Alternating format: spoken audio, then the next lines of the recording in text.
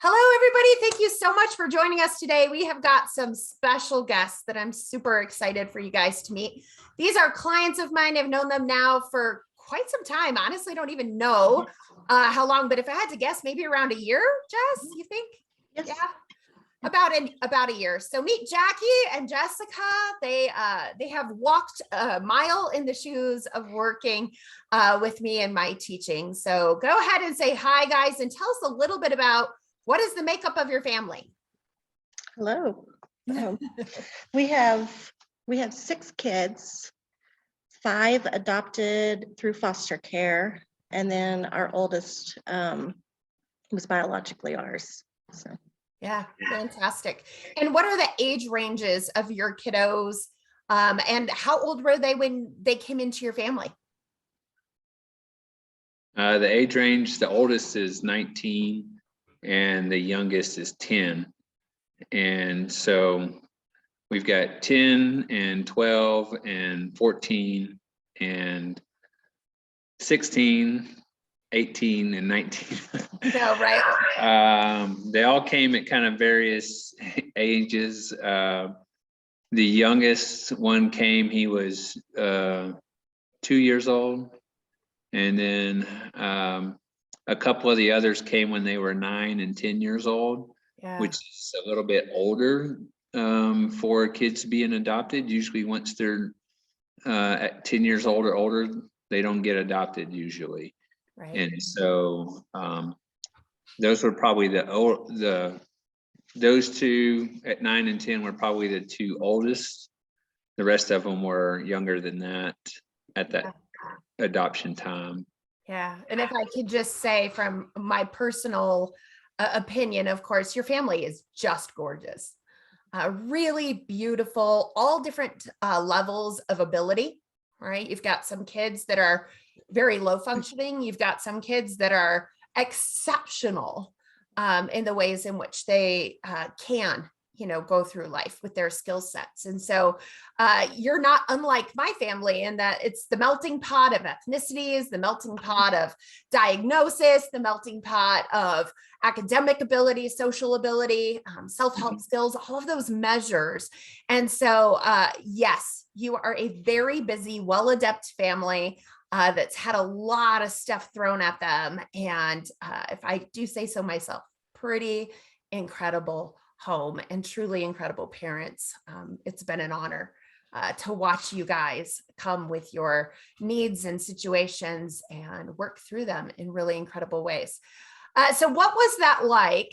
How far were we off of where we wanted to be at the point at which you were like, hey, Brooke, we need help, right? What was that like for you guys at the lowest of lows?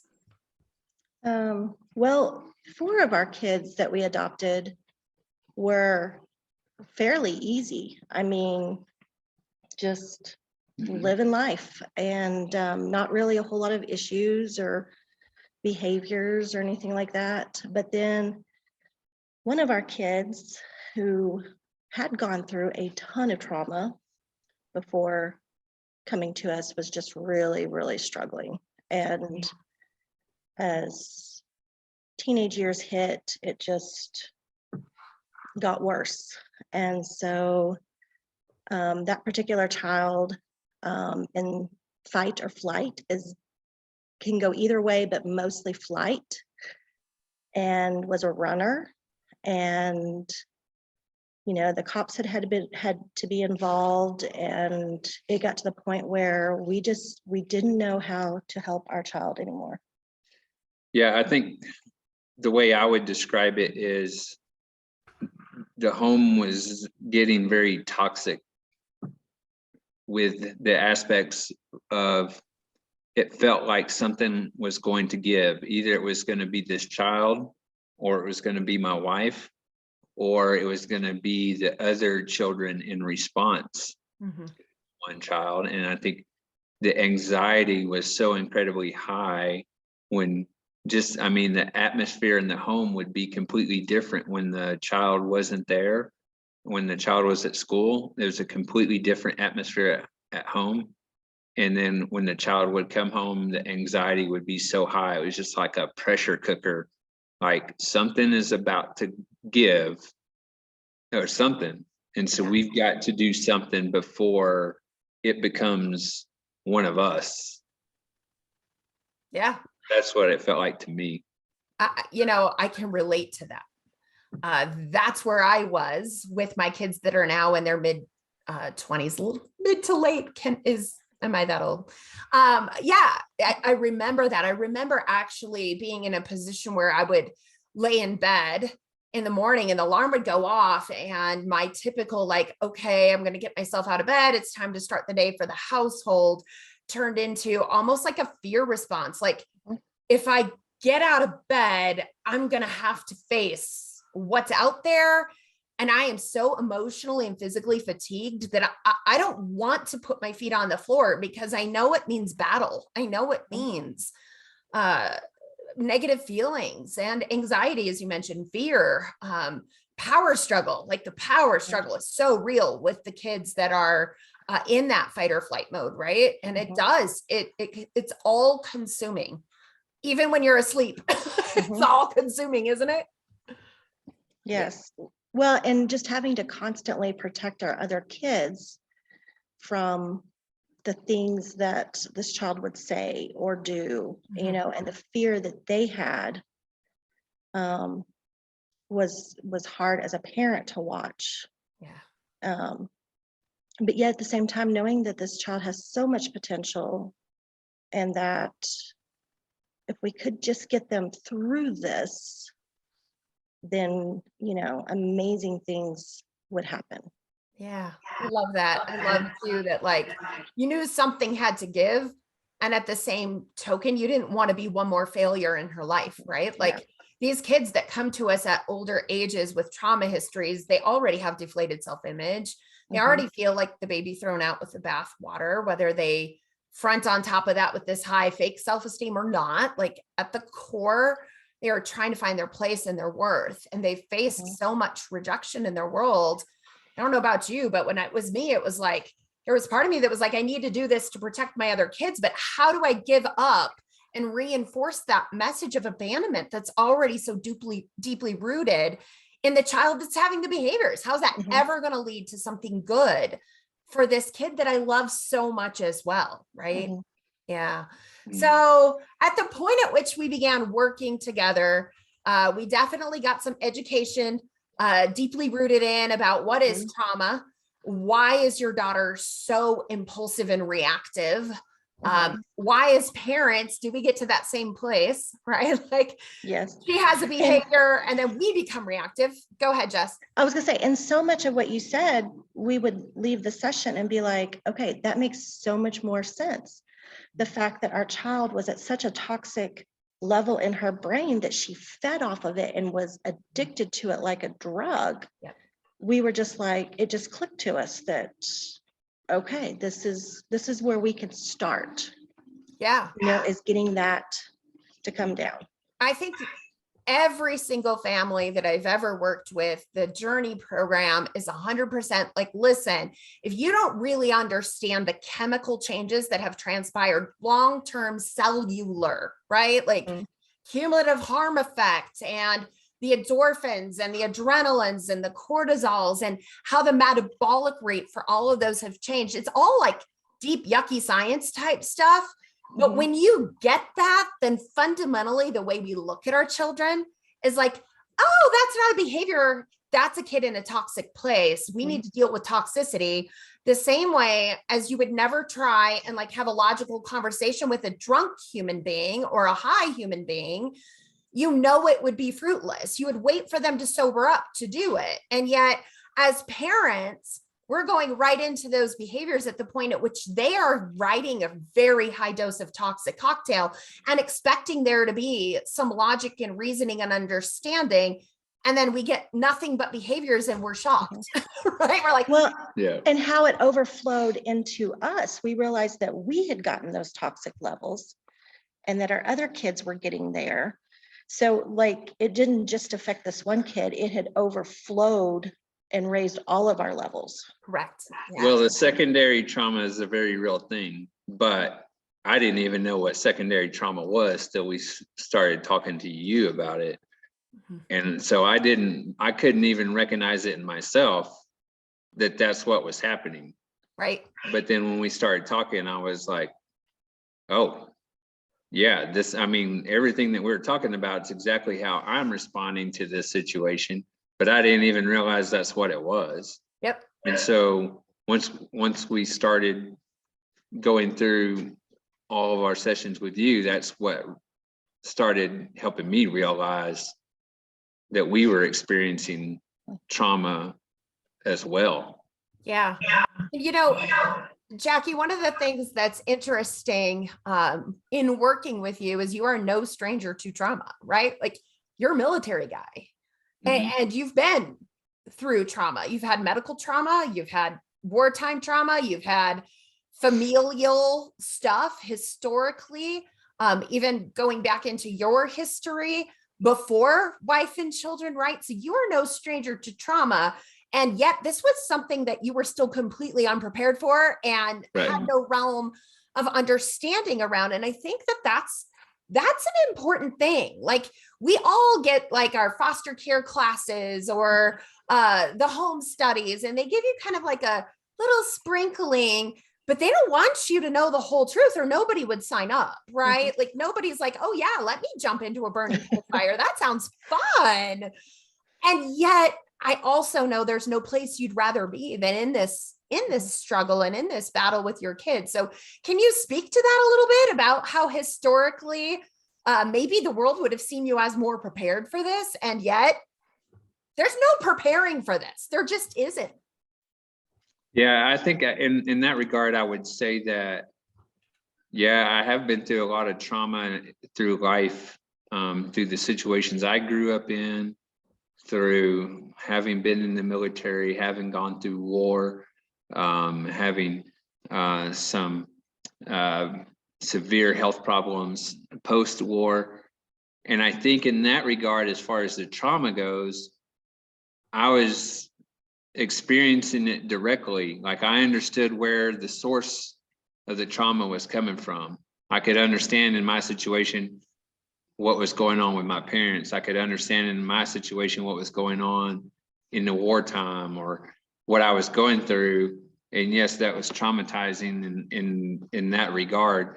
But I think my child, before we adopted her, had experienced trauma, and she had effects from that I couldn't see, that I never experienced. And so in relation to that, and not being ready for it and not grasping that I was experiencing some secondary trauma off of her, I think is really because there's a lot of things in her life that I never experienced or saw, and that she's dealing with it. And in that regard, I think that it's kind of, maybe, I don't even know if this is, if a real thing, if there's, if you could say a direct versus indirect trauma experience, so to speak, maybe, because I experienced things in life directly, but with her is, I think, very indirect, but we are feeling the effects of it.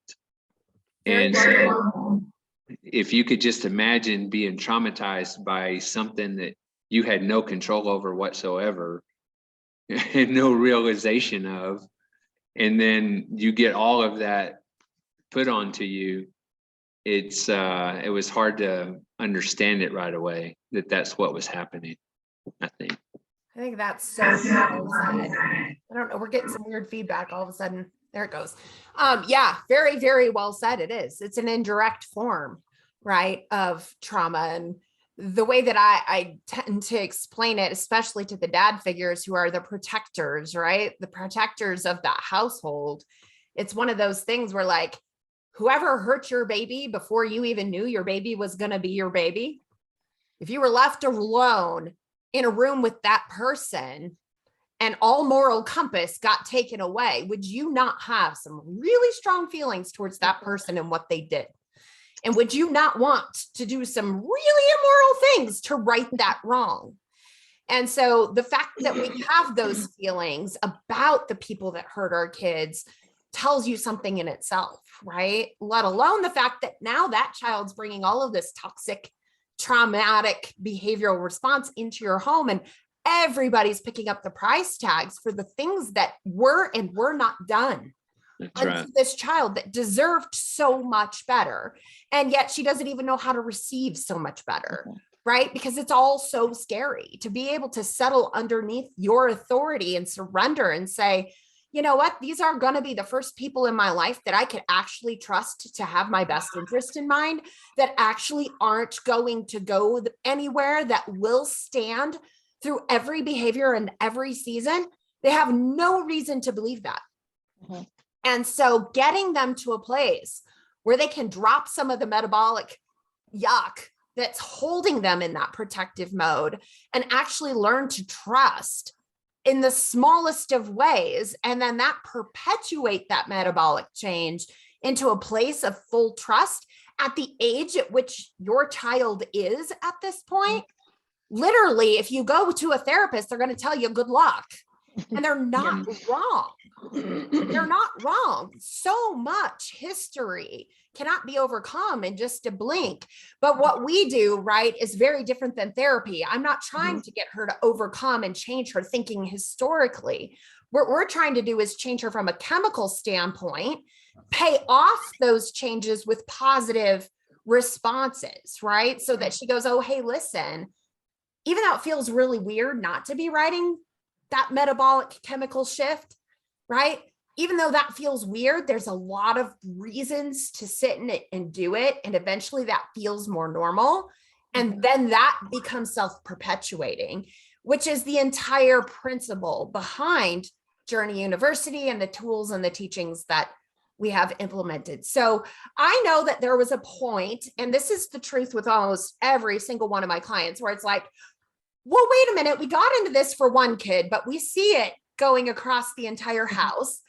And the systems are creating an atmosphere of peace, an atmosphere of open communication, an atmosphere of calm, and everybody gets so excited, right? You're like, woo! So I guess first tell us what that felt like when you started to see those changes, and then I'll ask the secondary question. It gave us hope that there could be peace at home again. Even if it wasn't perfect, because obviously she's still dealing with issues, but that there could be peace in the midst of that. Yeah. And honestly, isn't hope so much of what all of us, right? It's the light at the end of the tunnel that like tells us we can make it through today. Well, and purposed. in the regards of hope, I always say hope is rooted in action. If you don't take action, you're not going to have any hope. And the reason that we have hope is that we took action through these things to, it. And so I think across the board, as far as the whole family goes, some of the kids didn't necessarily right away see the benefit of what we were doing. But I think for me, I saw a benefit right away in myself, because once I understood some of that secondary trauma and my response and how my response needed to change, then I think, I have said that if it didn't help anyone else in our family, it helped me. But when I say that, I think the other kids say, well, it helped Dad. So, that helped all of us in a way, because if Dad's responding in a better way now, it's going to help this whole family, and hopefully that the other children will see how I respond. And I think from what I have seen in some of my kids, I think they have responded in a good way as well, whether they would say it or not. But so I think that helped a lot across the board, was my response changed. Yeah, I agree with that completely. And it certainly is the first step, right? We can't ask our kids to have a higher level of self-control than what a mature, fully formed brain with a lot of rooted history and tools and all of the things we have as parents, if we can't get our reactions to our triggers under control, how in the world can we go to a kid that has had nothing but trauma in their life, does not have a fully formed brain, that does not have chemical stability with them, and ask them to do something that we as adults cannot do? That doesn't even make sense, right? And so really it does start with, hey, listen, I'm going to remove myself from triggers. I'm going to use the coping strategies that I know that actually keep my body in a place of peace and calm, even when it's so like, oh, right. And then we come back and we problem solve from a position where our bodies are in a functional brain, our prefrontal cortex, instead of in that reactive brain. But our bodies are all wired the same. We are all wired to react. And so until you have skill sets and an idea as to why it's important to override our reaction, it doesn't work. Like all the best intentions in the world to not blow up at your daughter, you're still going to blow up because she's triggering you and you don't know what else to do. And that's what our kids do back to us. So you're right. Like the buck starts and stops with the parents. And then the trickle down effect is that now our kids cannot hold us hostage. And the reality is those kids that have had more trauma, the number one thing they need is to be able to control everything around them. That's what makes them feel safe. And the opposite is actually what they need, but they don't know that they need the surrender, because any amount of surrender has led to the most intense pain in their entire lives. So getting to that space is super challenging. And I know one of the things that's interesting, we use a different reward system in my teachings. It's not a reward chart based off of any activities. It's all based off of how we deal with our bodies, and how we are choosing body regulation and dealing with conflict and dealing with the demands that are in the household. So it's centered around completely different principles. And I remember the rebellion that came up in your spicy girl, right? It was like, well, I don't care. I don't even care about the prize. Like, you don't get to control me. You don't get to even incentivize me. Like, I'm in charge of me. Yeah, she kept saying it was stupid. Yes, right. Until she was like, I really want my friends to come over. And then the answer was, if you want your friends to come over, then you need to invest in earning that through being appropriate, because we would never want a friend to come over to the house and sit in inappropriate yuck. Like, your friend would never want to come twice. So how do we get there? And then helping her to understand, oh, listen, I do get what I want, even if it's stupid, even if it's immature. And now she's got a quality of life that she did not have, that she was begging for, but had no self-control to even handle what she was asking for back then, right?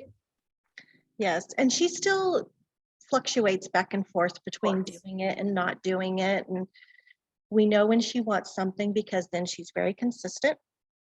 And so, which, she's a survivor. Yeah. But, and then when there's nothing that she wants, she'll back off. But so it's worked. Yeah. It's just, it's given her the control. We have less of the fights about her going and doing things or having people over and different things that we were struggling with. So, and the part two, which I had kind of like skipped over to what I had mentioned before, there's always a moment after things have kind of settled in and everybody's like, oh, is it safe to breathe again? Like, is this really our new normal? To where there is a serious breakdown and push to see how committed we are to where we're at and where we're going. And I'm never going to forget that in your household, because the police got called, right? Like, it was real. The struggle was very real. The pushback was instantaneous. After a moment of peace, you felt it building for a couple of days, and we're like, oh boy, like we are getting in it.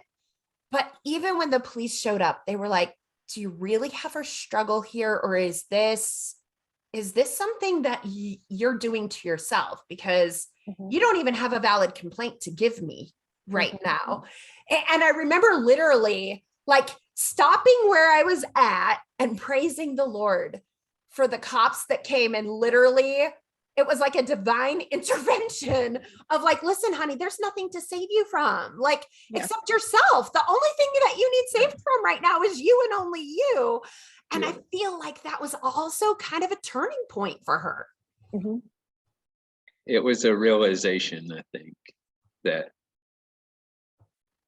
it was not what she had intended or thought, or, you know, sometimes it's hard to see right in front of your face. It's when you're in, you know, if you're involved in something, it's hard to see it. When someone from the outside points it out to you, then you can, it's sometimes a better viewpoint. Yeah. And that's part of the struggle, is we can see it, but it's like it someone else has to say it, and in that moment, that's what it took. Yeah.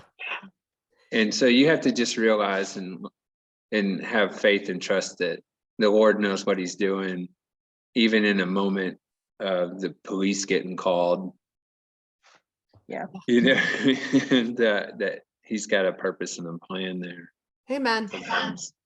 You know, I think as we get closer to wrapping it up, one of the things that I say is when I first start working with families, yours no exception, I always say, hey, listen, the goal here is to be okay, even if your daughter's not okay.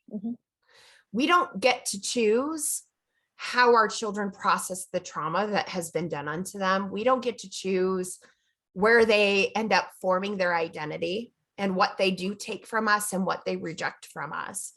We do get to choose the tempo of our home. We get to choose the boundaries that are around them, the freedoms that are around them, what we will and will not accept as a family dynamic underneath our roof. But at the end of the day, our kids are still, especially high schoolers, they're going to make the choices that they're going to make. And it's interesting that the timing of us coming together for this testimonial video, your daughter's made some rough choices. And there's some rough consequences for those that don't get to come from you. Thank you, Lord, for that they're coming from outside of that. Because it always is better. Like you said, you know, Jack, when somebody else speaks truth, and there isn't that historical trauma between parent figures and child, oftentimes it penetrates the heart in a different way. So that would be the prayer with what's your season is right now. But your daughter's going to come and go out of good choices and bad choices, because we all did as teens, and trauma kids do that more, right? Like they've got more that they need to figure out than kids who are raised by biological families, typically. I know I'm painting that with a broad brush, but typically.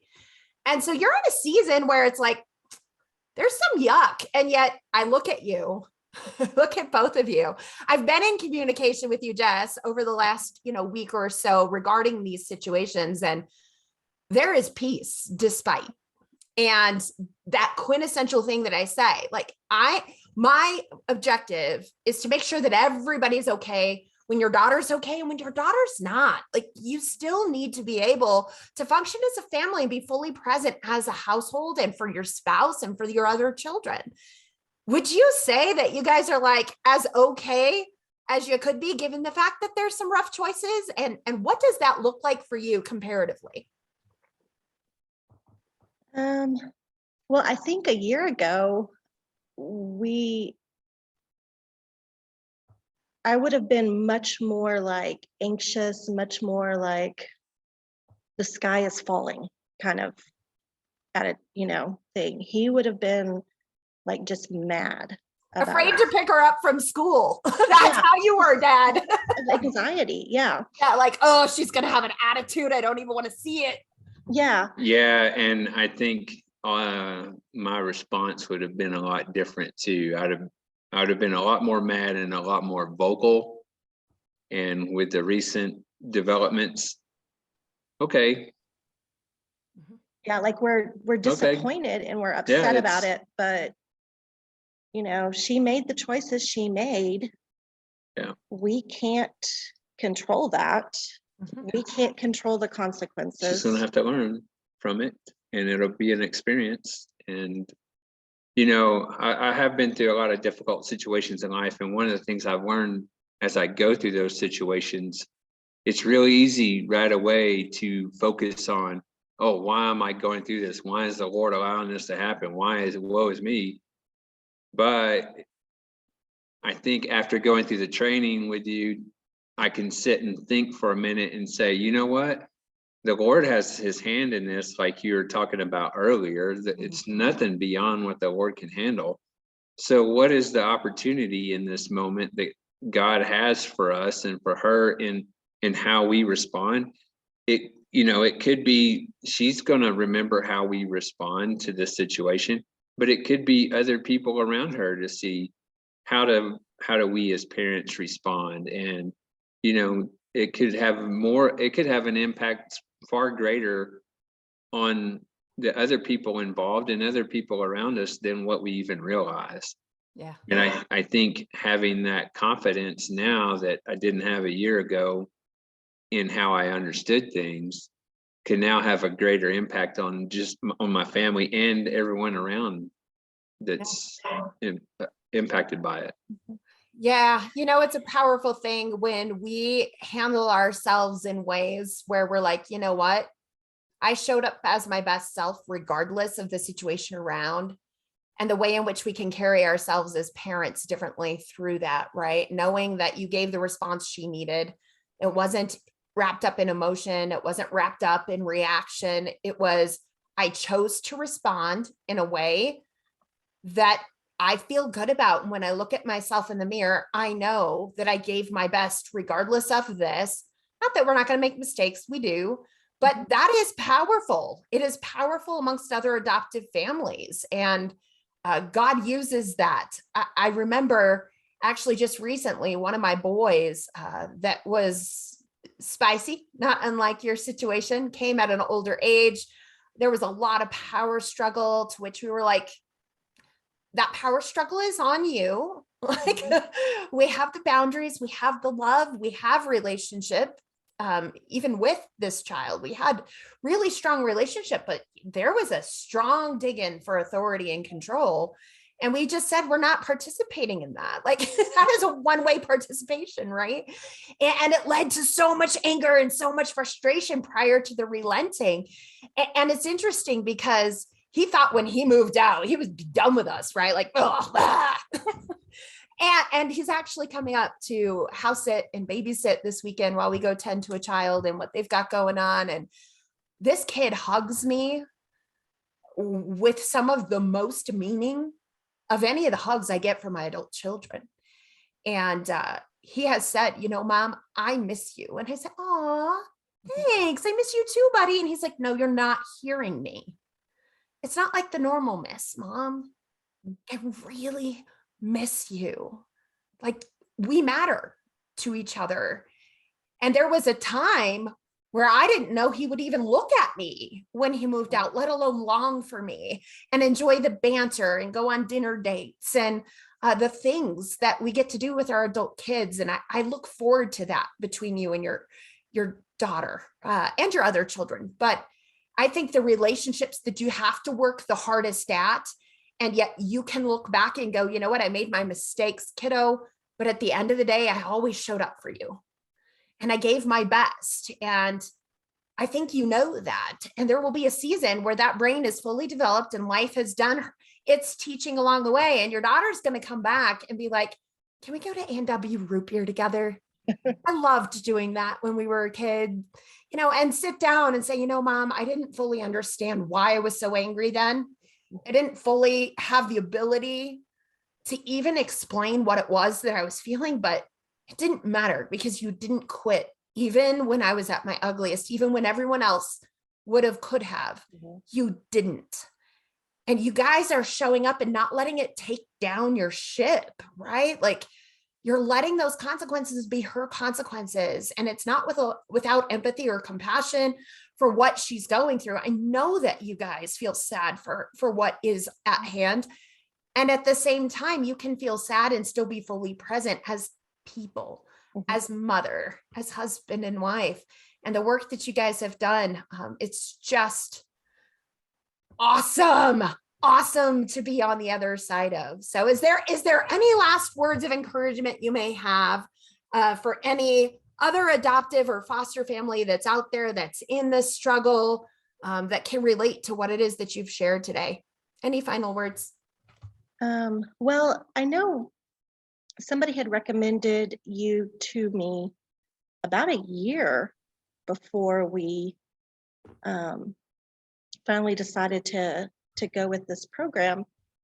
And we had talked, and I had prayed through it quite some time over that time. I just wish I had listened before, because it was totally worth it. It was totally, like Jack said, if the kids didn't get anything from it, at least we did. It helped us as parents, and we know the kids got things from it. But it was all worth it just to help us to be better parents in that situation. And I wish we had done it sooner than having waited a year. Yeah, I think I would say, as far as encouragement, a lot of people always ask the question with adopted children that, like, can you love someone else's kid that it's not your own? And for me, that's not the question. It's, of course, I could love any child as that's not a question for me. The question for me is, when this child doesn't love you back, they don't want you back, they don't want to be a part of you, they don't want, that to me is probably the strongest challenge for me. And I think in the midst of all of this, we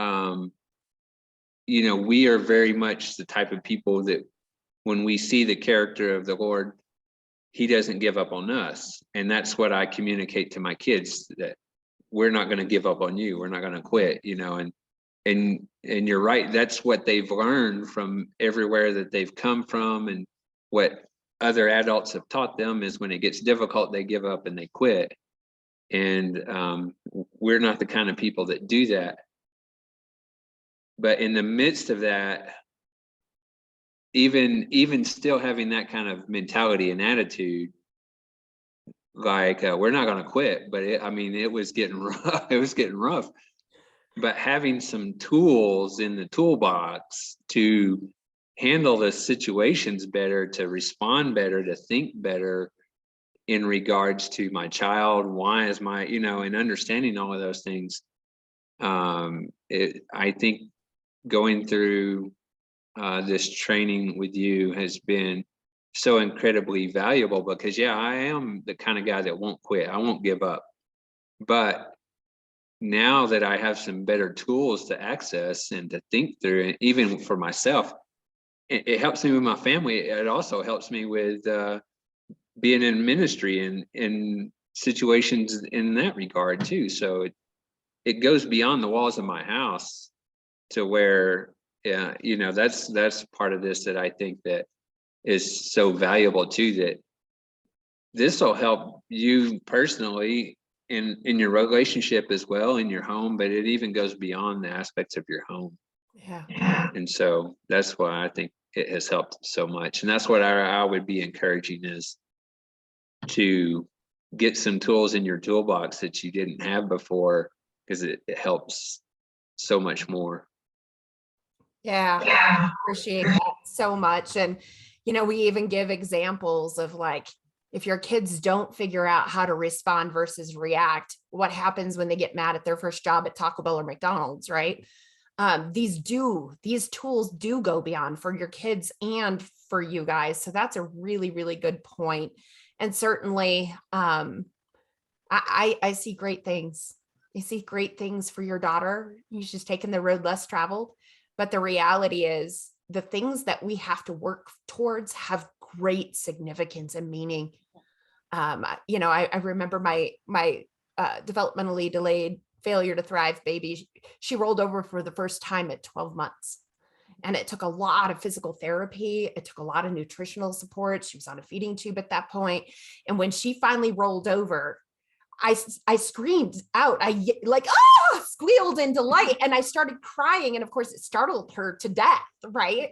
But most moms, when their baby naturally rolls over at a natural age and progression, they're like, oh, let's call grandma. Let's take a video and see if we can do that again. And it's a beautiful moment. But in my world, it was a miraculous, hard-fought success that had no guarantees to it. But we got to cash in on that hope. And it's gonna be, and it is, like, there's all those little successes you're having with her right now are that. But I'm telling you, the big one is that adult moment where she takes you guys out to A&W and says, you guys had every reason to walk away and you didn't. And the level to which I respect and love you, I can't even put it into words. And you're like, I didn't even know if you'd like me, right? Let alone love me and want to eat root beer floats when you're 25. Like, oh, it's so precious. I want to thank you guys so much for your time. Thank you for sharing what this journey has done for you guys. And certainly Journey University is an ongoing resource of support. So you guys are plugged into the group. And as you continue to navigate this, the other members of Journey get to join in and be a support system for you and you for them. So thank you for that. And may God just bless you and your family. It's been an absolute pleasure. Well, thank you, Brooke. Thank you. It's been a great journey. So. Awesome. Good luck today with what's yet to come. You and I know what it is, but good luck to you guys. Take care. God bless. Bye. Bye-bye.